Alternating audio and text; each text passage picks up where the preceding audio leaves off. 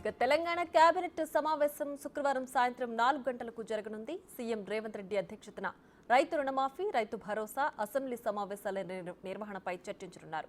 రాష్ట్ర చిహ్నం తెలంగాణ తల్లి విగ్రహం ఏర్పాటుపై చర్చించే అవకాశం ఉంది.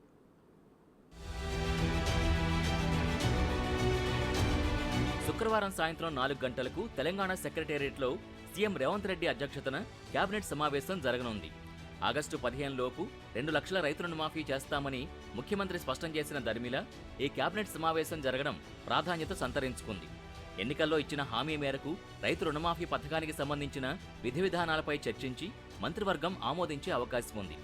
రైతు బంధు పథకం స్థానంలో కొత్తగా రైతు భరోసా పథకాన్ని అమల్లోకి తీసుకురావడంతో పాటు శాసనసభ బడ్జెట్ సమావేశాల నిర్వహణపై కేబినెట్ నిర్ణయాలు తీసుకోనుంది. రైతు రుణమాఫీపై కసరత్తు చేస్తున్న రేవంత్ సర్కార్, అధికారులు ఇందుకు సంబంధించిన విధి విధానాలు రూపొందించారు.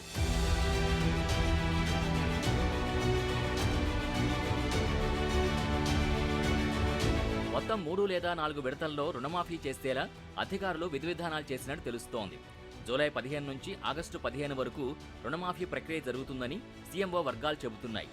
తొలి విడతలో 50,000 లోపు రుణాలు తీసుకున్న వారికి, రెండో విడతలో 75,000 అప్పున్న వారికి మాఫీ చేస్తారు.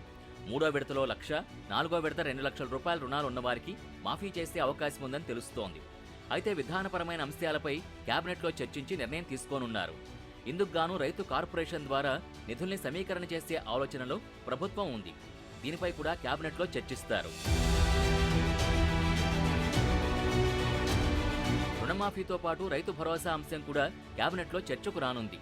వీటితో పాటు తెలంగాణ కొత్త చిహ్నం, తెలంగాణ తల్లి విగ్రహం ఏర్పాటు, అసెంబ్లీ సమావేశాల నిర్వహణపై మంత్రులు చర్చిస్తారు.